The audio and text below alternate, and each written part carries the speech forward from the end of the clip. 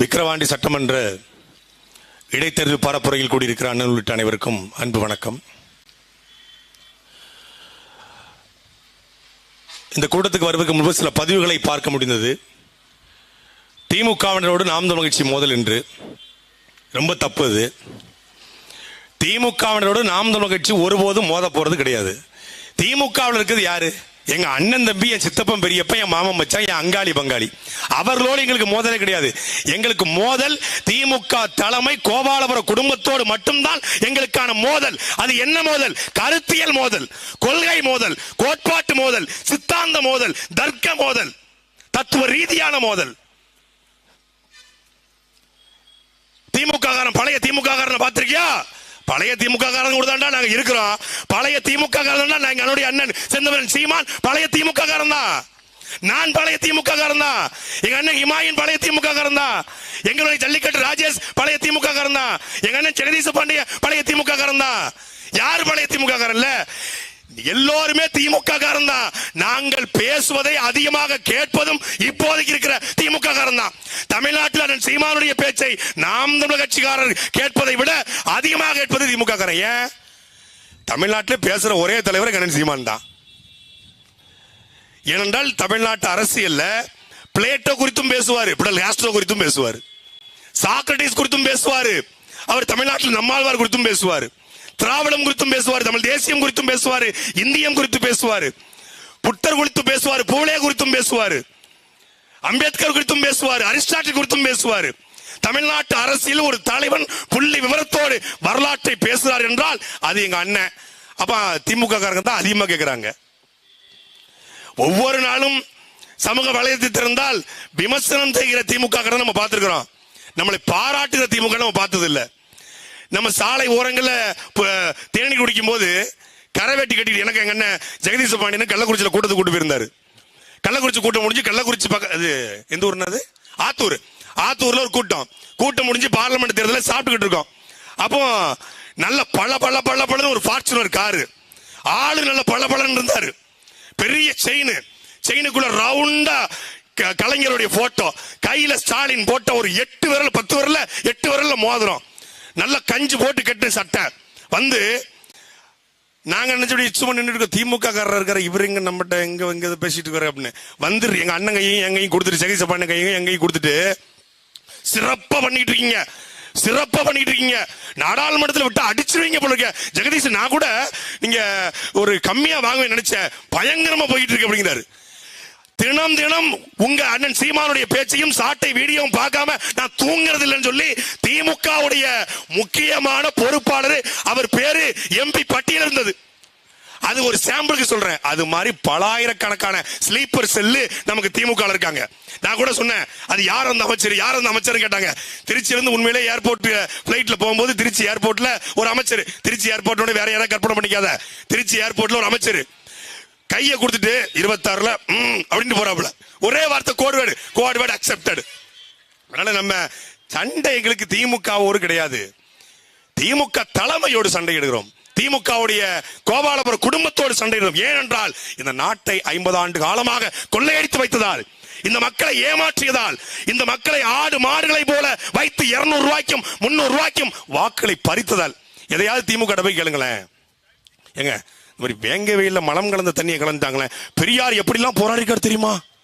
எங்க இந்த மேல்பாதி கிராமத்துல ஒடுக்கப்பட்ட சமூகத்தை சார்ந்தவர்களை கோயிலுக்கு விடலையே, இது குறித்து அன்றைக்கே கலைஞர் கருணாநிதி என்ன சொல்லிருக்காரு தெரியுமா? எங்க இந்த மாதிரி கள்ளக்குறிச்சியில் 68 பேர் சாராய கடைய கள்ளச்சாராயம் குடிச்சு இறந்து போயிட்டாங்களே, இது குறித்து கலைஞர் கருணாநிதி ஒரு முறை பேசுகிற பொழுது என்ன தெரியுமா சொல்லிருக்காரு? ஒரு மண்ணாங்கட்டின்னு சொல்லல. எது கேட்டாலும் கலைஞர் என்ன சொல்லிருக்காரு தெரியுமா? பெரியார் என்ன சொல்லிருக்காரு தெரியுமா? எங்க ஐயா ஸ்டாலின் என்ன சொல்லிருக்காரு தெரியுமா? இப்படியே போயிருவாங்க. அவர்களுக்கென்று மக்களுக்கு வாக்கு கேட்பதற்கு எதுவும் இல்லை. அதனால என்ன பண்றாங்க, மந்தை மாதிரி அடைச்சு வச்சு அதுல 200 ரூபா 300 கொடுத்து ஓட்டு வாங்கி ஆகணும். பேசுறதுக்கு பேச்சாளரும் கிடையாது. அப்படி பேசினா கூட எங்க கிட்ட ட்ரைனிங் எடுத்துட்டு அங்க பஞ்சம் பிழைக்க போன பரதேசிகள் தான் பேசி ஆகணும். அதுக்கு பேச்ச மக்கள் இப்ப கேட்கறது இல்ல. எப்பவுமே சிங்கம் காட்டுல இருந்தாலும் சிங்கத்துக்கு மதிப்பு, அது வண்டலூர் சூழல் இருந்தா எவனுக்கு மதிக்க மாட்டான். இப்ப எங்களுடைய அக்கா காளியம்மாள ஒரு சிறை சூப்பரண்ட், நான் மிரண்டங்க உண்மையிலே. எனக்கு கூட காளியம்மாளக்கா என்ன இப்படி பேசுறாங்களே, கலோக்கியலா பேசுறாங்க, இது எல்லாரையும் கவர்மா நினைச்சேன். ஆனா சிறைக்கு போன பிறகு உண்மையிலே 6 மாசம் வச்சு செஞ்சாங்க. அந்த 6 மாசம் கழிச்சு திருச்சி ஜெயிலுக்கு போறேன். ஒரு வழக்கு விஷயமா கூட்டு போறாங்க. அப்ப உள்ள போய் ஒரு சூப்பரண்டினை கூட்டு வர, எதுக்கு கூட்டு வரான்னு தெரியல இந்த நேரத்துல அப்படிங்கிற மாதிரி 8 மணிக்கு கூட்டுறாரு. சேர போட்டு உட்கார வச்சுட்டாப்ல. உட்காருங்க துரை, உங்க கட்சியில ஒல்லியா ஒரு பொண்ணு, கருப்பா, பேரு காளியம்மாள். ஏங்க என்ன இந்த பேச்சு பேசுது அந்த அம்மா, இப்படியாக பேசுறாரு. இதுக்கு தான் கூப்பிட்டாரா? அப்புறம் இந்த தாடிக்கார ஒருத்தர் தஞ்சாவூர்ல காலேஜ் வச்சிருப்பாரு, ஏங்க அவர் எனக்கு எப்படி பேசுறாரு? காலேஜ் ஓனங்கிறாரு, அவர் எனக்கு கண்டமேனிக்கு பேசுறாரு அப்படிங்கிறாரு. அப்போ ஒரு சிறை கண்காணிப்பாளர் நம்முடைய கட்சியை எப்படி உற்று நோக்கிறார் என்பது தெரிந்தது. அப்போ அவர்களால் அதுக்கப்புறம் எனக்கு அங்க கிடைச்ச மரியாதையே வேற. அவரை கூட்டு போய் அவருக்கு என்ன மாதிரி கொடுக்கணுமோ கொடுத்துருங்க. நல்ல காலையில பொங்கல் வடை வந்துச்சு. அது வேற சொல்ல முடியாது. அது மாதிரி நிறைய அதிகாரிகள், IPS IAS அதிகாரிகள், நிறைய தாசில்தார்கள், உயர் பதவியில் இருப்பவர்கள், அமைச்சர்மார்கள், சட்டமன்ற உறுப்பினர்கள் நம்மை உற்று நோக்கிறார்கள். அன்பிற்குரிய சொந்தங்களே, நாம் தமிழர் கட்சியுடைய அண்ணன் தம்பிகளே, நம்மை உற்று நோக்கிறார்கள். அண்ணன் சீமானை மட்டும் உற்று நோக்கவில்லை. எப்பொழுதுமே ஒரு படையின் தலைவனை மட்டும் எல்லோரும் ரசிக்க மாட்டாங்க. அந்த தலைவன் உருவாக்கிய தளபதிகளை ரசிப்பார்கள். அப்படி தளபதிகளை அண்ணன் சீமான் உருவாக்கி வைத்திருக்கிறார். நம்மளை தமிழ்நாடு முழுமைக்குடைய 234 சட்டமன்ற உறுப்பினர்கள் நம்முடைய காணொலியை தினமும் பார்க்கிறார்கள். இது சத்தியம். நம்முடைய 34 அமைச்சர்களும் நம் பேச்சுக்கு, அண்ணன் சீமான் பேச்சு மட்டுமல்ல, எல்லாரும் பேச்சையும். அதனால தான் அண்ணன் சீமான் கண்ணியமா பேசு, கவனமா பேசு, ஒழுக்கமா பேசு, ஒழுங்கா பேசு. இந்த கட்சியிலேயே அதிக அடி வாங்கினது நான் தான். எல்லா அடியும் வாங்கிட்டேன். செத்த நாய் மேல எத்தனை லாரி ஏறினா என்ன தலைவர் எங்க பிடிக்கிற மாதிரி. இப்போ வெக்கமான சூடு சொல்றேன். என்ன இன்னைக்கு அண்ணன் திட்டவே இல்லை, அண்ணன் ரொம்ப கோபமா இருக்கு போல இருக்கு, அப்படி ஆயிடுச்சு. இப்போ திட்டுனா நல்லா இருக்குப்பா, அண்ணன் திட்டாரா சூப்பரா, அப்ப நல்லா போயிட்டு இருக்கோம்ல அப்படின்னு ஆயிடுச்சு.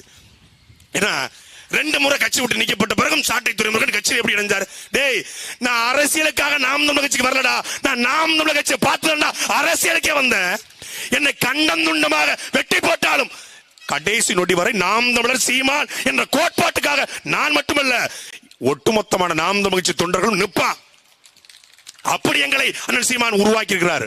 இந்த விக்கிரவாண்டி சட்டமன்ற தேர்தல் இடைத்தேர்தல் பிரச்சாரத்துல நான் இதை பிரச்சாரமா பார்க்கல, ஒரு அரசியல் வகுப்பாக, அறிவியல் வகுப்பாக, இயற்கை விவசாயம் குறித்த வகுப்பாக, உலக அரசியல் குறித்த வகுப்பாக, சுற்றுச்சூழல் குறித்த வகுப்பாகத்தான் நாம் பார்க்கிறோம். பெரிய பணம் இல்ல, பணம் இல்ல, பெரிய படை பலம் இல்ல, ஆனாலும் 40 தொகுதிகளில் அவர்கள் கணக்குப்படி நாம் தோற்றுவிட்டோம். தோற்று போன கலை எந்த முகத்திலேயா தெரியுதா? எங்க அக்கா காளியம்மா முகத்தை தெரியுதா? தோற்றக்கலை என்ன ஹிமாயின் முகத்தில் தெரியுதா? தோற்று போன கலை என்ன ஜெகதீச பாண்டியன் முகத்தில் தெரியுதா? தோற்றக்கலை ஜல்லிக்கட்டு ராஜேஷ் முகத்தில் தெரியுதா? தோற்றக்கலை எங்க அக்கா சத்யா முகத்தில் தெரியுதா? தோற்றக்கலை ஜெயிச்சவன் கூட இப்படி இருக்க மாட்டான். அவன் சம்பாதிக்கவே விட மாட்டாங்க, குடும்பமும் மொத்தமா கொள்ளையடிக்கிறாங்களே, எது கேட்டாலும் 40% இவங்களுக்கு கொடுக்கணுமா? 40% கொடுத்தா நாங்க எப்போ புள்ள குட்டி வச்சு பிழைக்கிறது அப்படின்னு அவன் புலம்பிட்டுறான். MP MLA சம்பாதிக்காம அவன் பழைய பார்ச்சனூர்ல ஓடிட்டு இருக்கான். நம்ம 400 MP இருக்கிற மாதிரி, 366 கர்நாடகா வந்து 366 சட்டமன்ற உறுப்பினர் இருக்கிற மாதிரி, அப்படியே PM நம்ம டைரக்டா hello mister attorney, hello mister Ambani அப்படி நம்ம டெய்லி பேச நம்ம அதாவது இந்த கல்யாண வீட்டுல பொண்ணு கூட கம்மியா மேக்கப் போட்டிருக்கோம், ஆனா துணப்புன்னு மேக்கப் போட்டு அலப்பறை கொடுக்கணும். அது மாதிரி நம்ம அலப்பறை. ஏன்னா வைரமுத்து தண்ணி தேசம் எழுதுவாரு, ஒருத்த வீட்டு குடிசை எரிஞ்சிருங்க, எரிஞ்ச உடனே பொண்ணடிச்சிருவேன், என்னங்க குடிசை எரிஞ்சு போச்சு, விடு முழுவதும் எரிந்து விட்டது, இனி தெளிவாய் தெரியும் நிலா என்று சொல்லுவான். ஒண்ணுமே இல்ல, ஏதாவது இருக்கிறதாலும் பயப்படணும், எதுவுமே இல்ல. இப்ப திடீர்னு உங்க சேனலை முடக்கிட்டா நீங்க என்ன பண்ணுவீங்க? திமுகவை எதுக்குறீங்க? ஆமா, பெரிய 500 கோடி ரூபாய் கொடுத்து நாங்க சேனல் வாங்கியிருக்கோம். ஒரு செல்போனு 1,000 ரூபாய் மைக்கு, சாட்டை இல்லைன்னா சாட்டை 2.0, 2.0 3.0, அப்புறம் 4.0, அப்புறம் 5.0. இதுக்காக முடக்கி விட்டுறாரு ராஜா. நம்ம கடன் வாங்கி வச்சிருக்கிறோம், மோதி விடாதே முழுவதும் கடன்கிற மாதிரி அப்படி போயிட்டே இருப்போம். ஏன்னா எதுவுமே இல்லை. எங்க அண்ணன் சொன்னாரு, டேய் தம்பி, நாம நல்ல ஆட்சி கொடுக்கணும், இயற்கை விவசாயத்தை கொண்டு வரணும், நெய்தல் படை கட்டணும், தமிழ்நாடு முழுமைக்கும் இயற்கை விவசாயத்தில் இருப்பவர்களை அரசு வழியாக மாற்றணும். இதுக்காக ஆட்சிக்கு வர்றமோ இல்லையடா, இவர்களை ஒழிக்கவாவது நாம் ஆட்சி அதிகாரத்துக்கு வரணும்னு சொன்னார். எவர்களை எவன் இந்த இனத்துக்கு எதிராக நின்றாலோ, எவன் 1 லட்சம் தமிழர்கள் சாகும் பொழுது பதவி கேட்டு அலைந்தானோ, எவன் ஆத்து மணலை கொள்ளையடித்தானோ, எவன் கனிம வளத்தை கொள்ளையடித்தானோ, எவன் குடும்ப அரசியல் செய்கிறானோ, எவன் 68 பேரை கள்ளச்சாராயம் குடிக்க வச்சு சாகடிச்சானோ, எவன் 32 லட்சம் விதவைகளை தமிழ்நாட்டில் உருவாக்கினானோ, அவனை வீழ்த்த நாங்கள் அரசியலுக்கு வரணும்னு சொன்னாரு. நான் போன மேடையில் சொன்னேன், இதுவரைக்கும் தமிழ்நாட்டு அரசியல நீ சாஃப்ட் லீடரை பார்த்திருப்ப, வெரி சாஃப்ட் லீடரை பார்த்திருப்ப. ஆளு போட்டிருக்க ஷர்ட் வேணா வெள்ளக்காரன் ஸ்டைல் இருக்கணும், உள்ளுக்குள்ள ராமநாதபுரத்துல அரணையூர்ல பிறந்த ஒரு காட்டான் உள்ள ஒளிஞ்சுக்கிட்டு இருக்கான். எப்படி நான் வெள்ளையா இருந்தாலும் திருநெல்வேலியில் இருக்கக்கூடிய ஒரு காட்டான் எங்குள்ள இருக்கானோ, எங்க தம்பி இசை மதி, எங்க சகோதர இசை மதிவானுக்குள்ள ஒரு திருநெல்வேலி காட்டா இருக்கானோ, அண்ணன் ஹிமாயின் படிச்சவர் மாதிரி இருப்பாரு. ஆனா உள்ளுக்குள்ள தஞ்சாவூர் காட்டம் ஒருத்தன், தேவைப்பட்டினம் காட்டம் ஒருத்தன் ஒளிஞ்சிருக்கான். எங்க அண்ணன் ஜெகதீச பாண்டியனுக்குள்ள ஆத்தூர் காட்டம் ஒளிஞ்சிருக்கான். அது எங்க அண்ணன் தேவாக்குள்ள மதுரை காட்டம் ஒளிஞ்சிருக்கான். அப்படி பல காட்டேரிகளும் சொல்லுவாங்கல்ல, பேசுறியா லேடன் பேசுறியா பின் லேடன் கண்ணை நோட்டி தின்னு போடுவேன் அப்படிங்கிற மாதிரி நாங்க கூட்டம். அதனால சம்பாதிக்கிறவன் சம்பாதிச்சுக்க, கொள்ளையடிக்கிறவன் கொள்ளையடிச்சுக்க, ஊழல் பண்றவன் ஊழல் பண்ணிக்க. 26க்கு அப்புறம் வந்தாருன்னா சொட்ட எலும்ப உடைச்சிடுவார், இது சத்தியம். அப்படிப்பட்ட ஒரு தலைவன் கையில் அதிகாரம் வேணும். காமராஜர் இருந்தது, சர்வாதிகார தலைவனாக காமராஜர் இருந்தார். அதுபோல ஒரு அன்பான சர்வாதிகாரி கையிலே இந்த நாடு சிக்க வேண்டும். ஸ்டாலின் சொல்லுவாரு, ஆக நாடும் சர்வாதிகாரிதான், என் கட்சிக்காரங்க தவறு செஞ்சா கூட நான் கடுமையா நடவடிக்கை எடுப்பேன், இரும்பு கரப்பு கொண்டு அடக்குவேன். சவுக்கு சங்கர் மேல குண்டா சட்டம், சாட்டை துரைமுருகன் மேல குண்டா சட்டம், கல்யாணராமன் மேல குண்டா சட்டம், கிஷோர் கே சாமி மேல குண்டா சட்டம், கள்ளச்சாரத்தில் கண்ணுக்குட்டி மேல செல்லக்குட்டி குண்டா சட்டம் போடாது. என் தங்கச்சி அருமையில் விழுந்து சிரிச்சிட்டேன் நானு. கண்ணுக்குட்டி